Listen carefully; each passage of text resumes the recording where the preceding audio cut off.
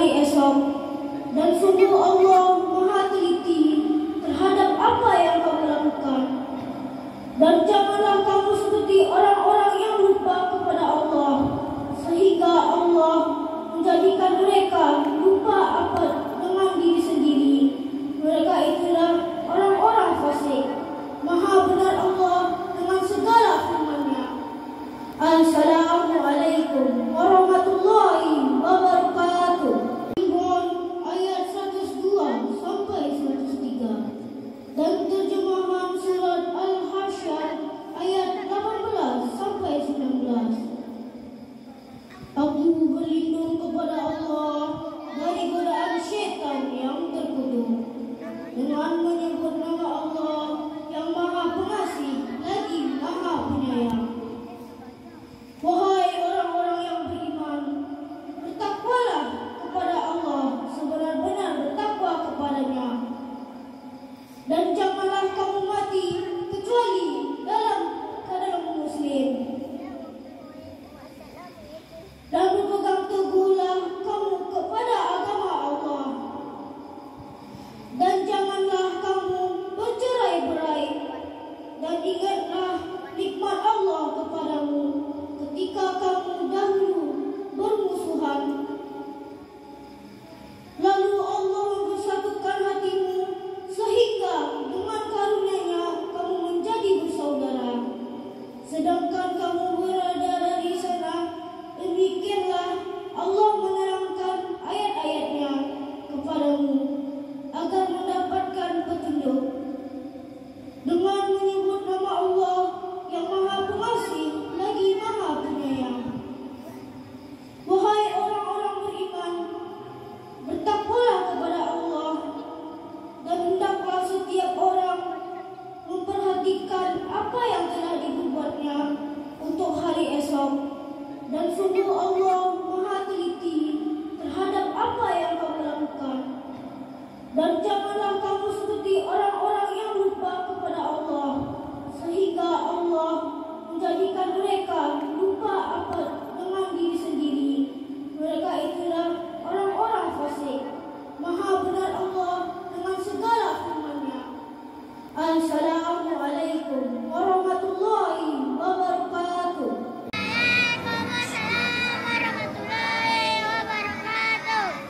Alhamdulillah, bersyukur kita kepada Allah pada malam ini kita sudah diberi kesempatan dan kesempatan untuk hadir di musala kita ini dalam rangka takbir akbar, dan salawat dan salam kita aturkan untuk junjungan kita Nabi Muhammad SAW. Allahumma sholli ala sayyidina Muhammad wa ala ali Muhammad.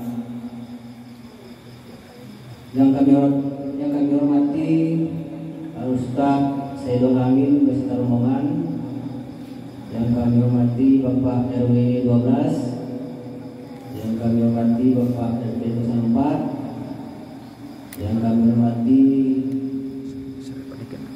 Bapak Direktur DPG, dan yang kami muliakan Bapak Ibu hadirin hadirat serta anak-anak kami yang kami cintai.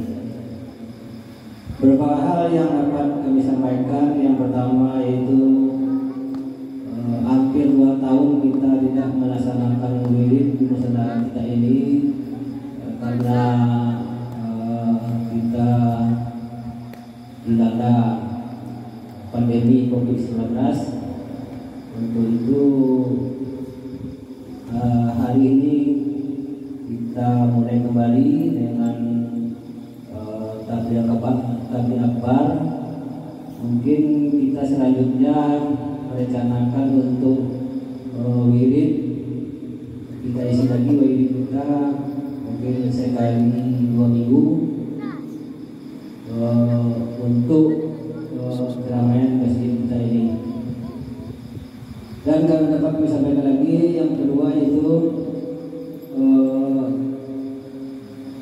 kita pengurus musala saat ini sedang mengurus sertifikat musala karena masih dalam komisinya dan masing wakaf, dan untuk meminta bantuan pembangunan. Wa kafa billahi syahidan asyhadu an la ilaha illallah wahdahu la syarika lah wa asyhadu anna Muhammadan abduhu wa rasuluhu sallallahu alaihi wasallam la nabiyya ba'da amma ba'du fa ya ayyuhalladzina amanu a'udzu billahi minasyaitonir rajim bismillahirrahmanirrahim.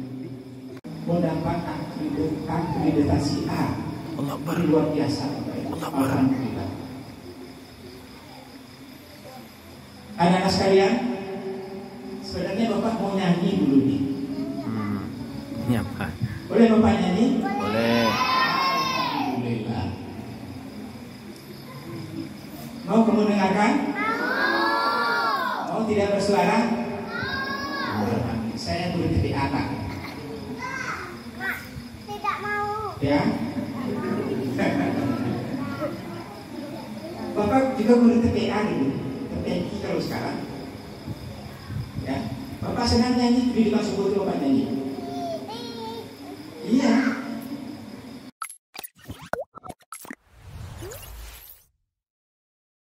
Assalamualaikum warahmatullahi wabarakatuh.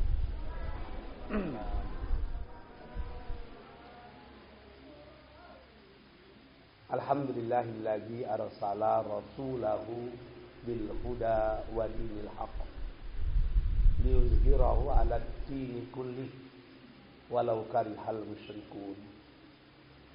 Asyhadu an la ilaha illallah wa asyhadu anna Muhammadan 'abduhu wa rasuluh la nabiyya ba'dah. Allahumma shalli 'ala Muhammad wa 'ala ali Muhammad. Ya ayyuhal hadirun, inni usikum wa iyaya bitaqwallah faqad fazal muttaqun. Yang sama-sama kita muliakan Pak RW yang tadi sudah memberikan kata sambutan yang luar biasa. Bagi saya itu sebetulnya bukan kata sambutan, tapi luahan hati seorang pemimpin. Sebab memang kondisi umat saat sekarang ini sangat menyedihkan. Ada upaya yang sistematis, masif untuk menjauhkan generasi kita dari agamanya. Saya setuju itu dengan apa yang dikatakan orang tua kita dahulu, Dr. Muhammad Natsir, bahwa masjid dan pesantren itu merupakan benteng terakhir umat Islam. Kalau masjid dan pesantren sudah tidak terisi lagi, kita ini tidak tahu entah berbuat apa. Kalau istilah orang awak, rata nan ka menunggu pacah, biang nan ka menunggu cabiak, si bungsu nan dak ka beradik lagi. Jadi apa yang disampaikan beliau merupakan luah hati kita bersama sesungguhnya. Yang berbahagia ketua mushola, bapak-bapak, alim ulama cerdik pandai, tokoh masyarakat, hadirin dan hadirat, wabil khusus ibu-ibu, dan yang lebih khusus lagi anak-anak kita yang nanti akan mendapat rapor. Rapor ini sesungguhnya bukan pencapaian anak, tapi evaluasi bagi kita semua. Bapak-bapak dan ibu-ibu yang dicintai Allah, saya teringat itu. Ada perkataan Imam Malik yang sangat terkenal. Imam Malik itu menceritakan kondisi yang akan kita hadapi suatu masa nanti. Kata Imam Malik, kaifa antum idza taghat nisaukum wa fasaqa subbanukum wa taraktum jihadakum. Apa yang akan kalian lakukan lagi jika suatu saat nanti kalian akan menemukan 3 hal yang sangat menyedihkan? Apa yang 3 itu? Kata Imam Malik, perempuan-perempuan kamu itu nakal-nakal. Wa fasaqat subbanukum, anak perempuan kalian itu nakal-nakal. Taghat nisaukum, anak perempuan kalian itu nakal-nakal. Wa fasaqa subbanukum, sementara anak laki-laki kalian itu fasik-fasik. Artinya anak-anak laki-laki kita jauh dari agama dan melakukan dosa-dosa besar. Lalu kita orang tua bagaimana? Wa taraktum jihadakum, sementara kalian sudah enggan untuk berjihad. Maksud jihad di sini berjuang menegakkan agama Allah, amar ma'ruf nahi munkar. Apa yang dikatakan Imam Malik itu sejalan dengan apa yang pernah disampaikan Rasul sallallahu alaihi wasallam. Kata Rasul, ciri-ciri dunia kiamat itu besok banyak. Tapi di antaranya banyak sekali pembantu-pembantu yang melahirkan tuannya. Ahli-ahli hadis ada yang memahami hadis ini secara zahiri, tapi ada yang memahaminya secara maknawi bahkan majazi.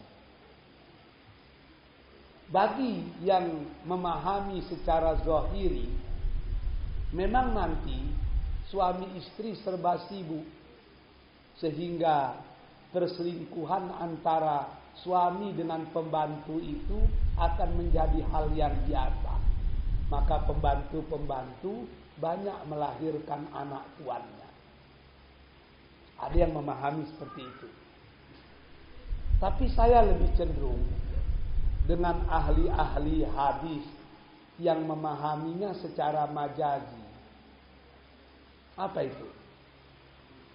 Banyak pembantu-pembantu yang melahirkan tuannya. Maksudnya adalah orang tua pada waktu itu persis seperti pembantu. Dan anak-anak sudah menjadi tua. Apa maksudnya? Kita punya anak, kita besarkan anak, kita didik anak, kita lengkapi semua kebutuhan anak. Tapi kita sudah tidak punya keberanian menasehati anak. Mentalitas kita mentalitas pembantu. Jam 9 malam anak mau keluar rumah, kita yang bukakan pintu. Kita beri dia makan, kita beri dia pakaian. Jam 3 pagi dia balik ke rumah, kita juga yang membukakan pintu. Tapi kita sudah tidak sanggup bertanya, dari mana? Apa yang kau lakukan? Kenapa lambat pulang? Udah sholat atau belum? Udah tidak sanggup lagi kita bertanya seperti itu. Mentalitas orang tua sudah menjadi mentalitas pembantu. Anak sudah menjadi mentalitas tuan. Sehingga kalau orang tua bertanya, kenapa lambat pulang? Anak akan menjawab, please mind your own business. Pikirkan ajalah keraju ayah. Pikirkan ajalah keraju amak. Jangan ikut campur keraju bayan. Oh. Ini yang akan berbahaya itu. Jadi, apa yang dilakukan pengurus musola dengan mendidik anak-anak kecil seperti ini luar biasa ini. Ini nampaknya sederhana, Tapi inilah investasi dunia akhirat. Inilah investasi masa depan kita. Sebab masa depan agama itu tergantung kepada anak-anak yang ada hari ini. Jadi kalau dikatakan ada 70% masyarakat Islam di Indonesia tidak bisa membaca Al-Quran secara betul, bagi saya itu sesuatu yang menyakitkan, tapi itulah kenyataan. Bagaimana mungkin dia akan membela agamanya besok kalau dia tidak memahami ajaran agamanya? Makanya melentur bulu biarlah dari rebung. Mendidik anak-anak ini harus sedini mungkin.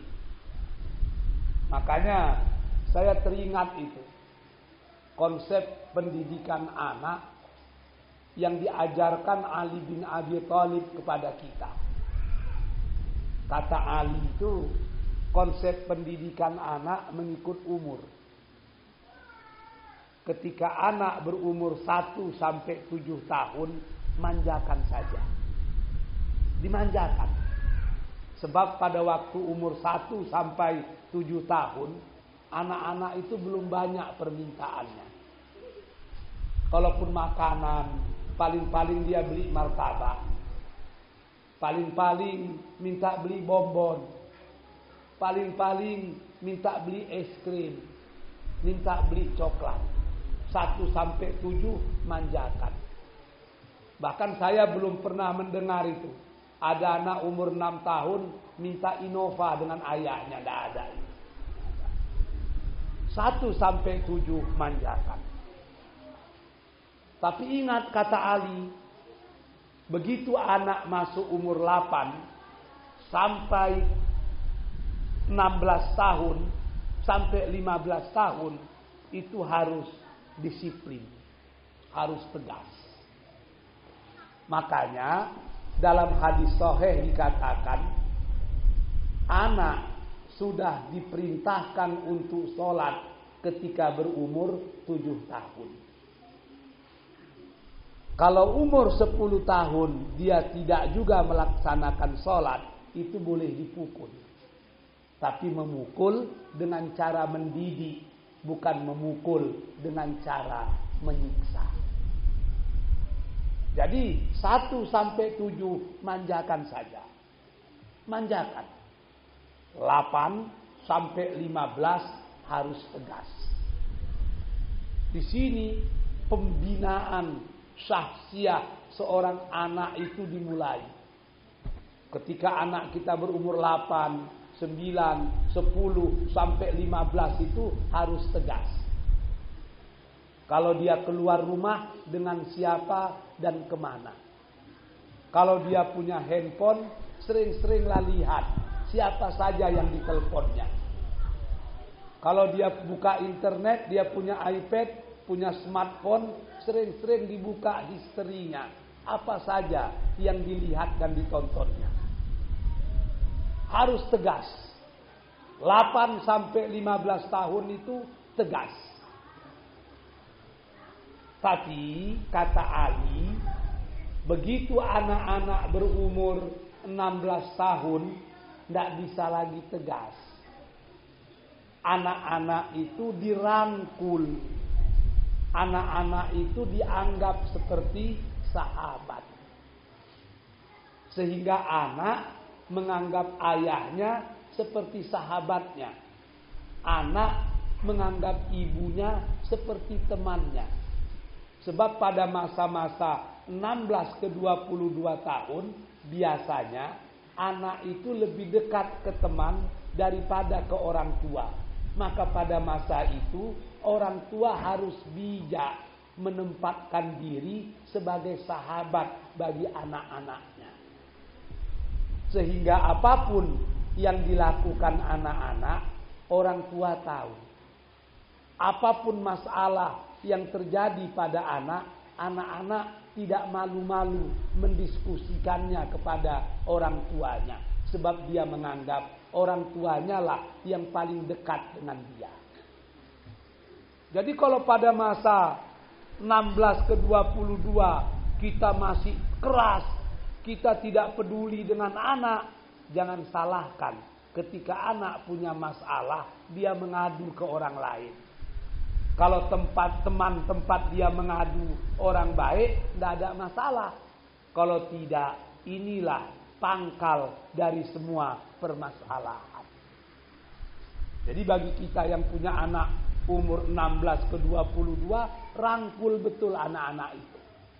Apapun yang terjadi di rumah, minta pendapat anak-anak. Pak RW mau ganti mobil, tanya ke anak-anak, mobil apa yang harus kita ganti? Sekarang mobil kita Avanza, apa perlu kita beli Pajero atau Fortuner? Nah, itu diajar. Sehingga dia merasa memiliki di rumah, merasa dihargai di rumah. Kalau dia merasa dihargai di rumah, dia mendapatkan kebahagiaan di rumah.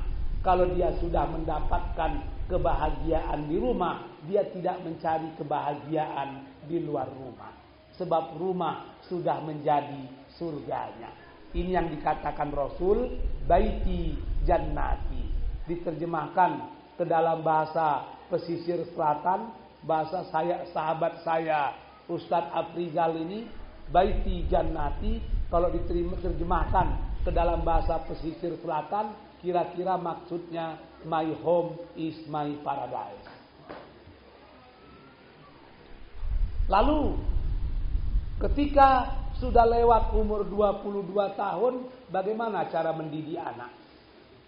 Dalam Islam, begitu anak sudah lebih umur 22 tahun, anak sudah bisa dilepas. Orang tua hanya tinggal tutwuri handayani, mengingatkan kalau dia hilaf, memberi nasihat kalau dia salah, dan senantiasa berdoa kepada Allah agar anak-anak kita itu berada di dalam lindungannya. Kita kadang-kadang salah dalam mendidik anak, tidak memformulasikannya mengikut umur seperti yang dikatakan Ali bin Abi Thalib tadi. Anak kita manjakan sampai umur 15 tahun. Umur 16 baru kita suruh sholat. Tidak ada gunanya lagi. Kalau anak laki-laki umur 16, pangkalangannya lah samo gadang ju pangkalangan ayahnya. Kalau dipaksa, dia sudah berani melawan. Begitu juga anak-anak perempuan kita. Kalau umur 15 tahun, baru kita suruh menutup aurat, badannya sudah lebih besar dari badan ibunya. Kalau kita paksa, dia sudah berani lari dari rumah. Sebab dia sudah punya teman-teman, tempat dia singgah, dan tempat dia melarikan diri. Jadi, etape-etape seperti ini memang harus kita laksanakan. Kalau mau mendidik anak, kembalilah ke sunnah. Bagaimana Rasul dan para sahabat mendidik anak. 1-7 manjakan saja. 8-15 tegas dan harus betul-betul disiplin. 16-22 rangkul anak. Anggap dia seperti sahabat. 23 tahun ke atas, anak sudah bisa kita lepas. Sebab seperti yang dikatakan Pak RW tadi, permasalahan yang kita hadapi masa kini itu lebih berat dari masa yang lalu. Dan kita mesti yakin bahwa permasalahan yang dihadapi oleh anak-anak kita di masa yang akan datang itu akan jauh lebih berat daripada yang kita hadapi hari ini. Kalau zaman Saiswa, ayah kita, emak kita mau melarang kita untuk tidak bergaul keluar rumah, itu mudah saja. Ditutup, dimasukkannya kita ke kamar, dikuncinya dari luar, selesai itu. Dilarangnya kita keluar rumah, selesai. Tapi sekarang justru kita khawatir dengan anak-anak yang tidak keluar dari kamarnya. Ada kawan saya kerja di BNN, itu Badan Narkotika Nasional, itu cerita dengan kecanggihan teknologi dan di masa pandemi corona, cukong-cukong narkoba justru lebih cerdas daripada kita. Mereka bisa mengirimkan software, mengirimkan program ke handphone orang tertentu, lalu untuk mengaktifkannya harus ditransfer duit beberapa ratus ribu rupiah. Begitu ditransfer, maka nanti jasa pengiriman akan mengirim narkoba yang akan diminum oleh anak kita nanti. Lalu di handphone mereka akan masuklah aplikasi, yang aplikasi itu isinya musik-musik tripping. Sehingga kita pikir anak kita di dalam kamarnya aman-aman saja. Ternyata dia sudah punya aplikasi mendengarkan musik tripping sekaligus narkoba yang dikirim melalui lembaga-lembaga pengiriman jasa tadi. Sehingga satu malam suntuk anak kita berjoget dalam kamar tanpa pengetahuan kita. Dia pakai headset agar dia tidak merasa letih. Narkoba tadilah diminumnya. Dari mulai jam 10 pagi sampai subuh berjoget aja kerjanya itu. Kita tidak tahu. Kita pikir anak kita baik, tidak keluar-keluar dari rumah. Ini luar biasa beratnya. Hanya iman di dada saja dan perhatian dari orang tua yang betul-betul prima yang dapat menghindarkan kita dari bencana seperti ini.